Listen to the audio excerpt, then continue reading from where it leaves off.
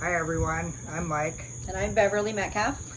We have worshipped at First United for ever since just before our youngest daughter was born, over 23 years ago. We have 6 kids. 3 of them are living locally. We have a boy in New York City, another son in Charlotte, and the baby's in Maryland. And they're all great kids, and I do think that their years at First United when they were youth deserve some credit for that. Yeah, life for us during this pandemic has been a mixture of blessings, disappointments, a little anxiety, and the loss of a long-term friend and colleague. For me, probably one of the tougher parts of this time has been not being able to see the kids and grandkids too often. We've had a grandson who was born in April, and we've only gotten to see him twice, although we have learned how to Zoom, so we do get to see them occasionally online. We have canceled almost all of our trips this year, most of which were family trips with the kids and their families.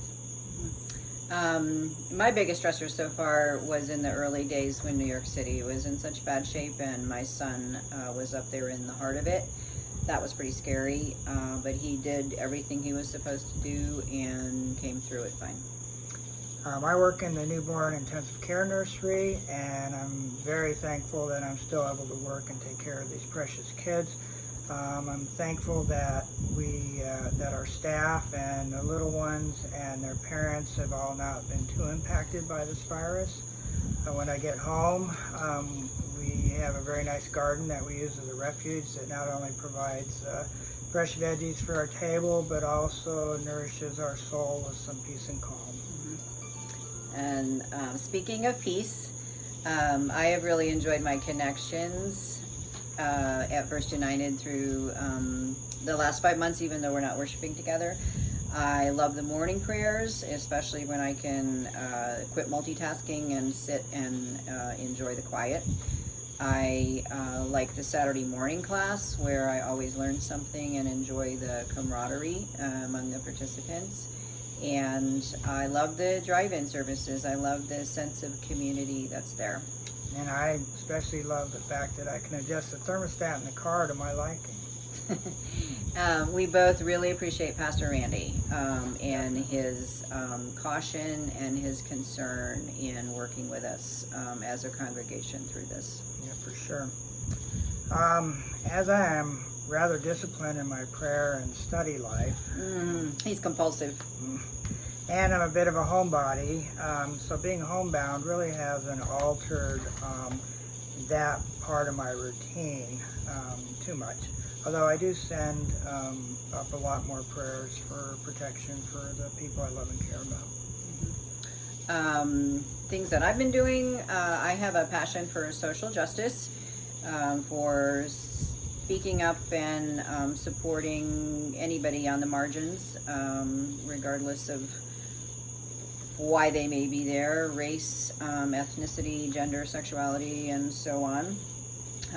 Last October, I marched in the Pride Parade with Bishop Kevin and received communion from him there. It was the first time I had met him, and that was very powerful. I regret that we won't be able to do that this year, but I have maintained my support of LGBT youth and their moms, both locally and nationally in different ways in the past 5 months. We are both also very concerned about the racial inequality that persists. I'm in a local book club to study more and learn more and how I can be more active combating this issue. And I'm also in a large national group called Be the Bridge, and both of us are really enjoying the Wednesday night class based on the Dialogues on Race book. Another question was, where do we see God? I see God around me in people like my friend who has made over 1,200 masks for teachers, the Navajo Nation, healthcare workers, individuals, all for no money, just for donations. People on the front lines in healthcare who are risking their lives every single day people who are donating and distributing food to the hungry, and simply in everyday people who are wearing masks and respecting social distancing guidelines as a way of not only protecting themselves but protecting others.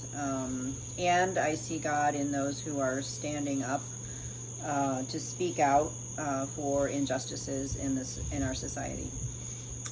And I think for me, over this time, I've developed a greater sense of civic duty to my community and my neighbors, wearing a mask, religiously following the CDC guidelines, routinely supporting our local food banks, and offering daily prayers for our community and our nation as a whole. We look forward one day to worshiping in person with y'all again.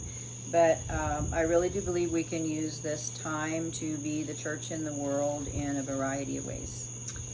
And we are thankful that during this time the Spirit has instilled a sense of hope and trust. And we know that this virus is very easily transmittable, but we've also noticed that kindness and compassion are quite contagious as well.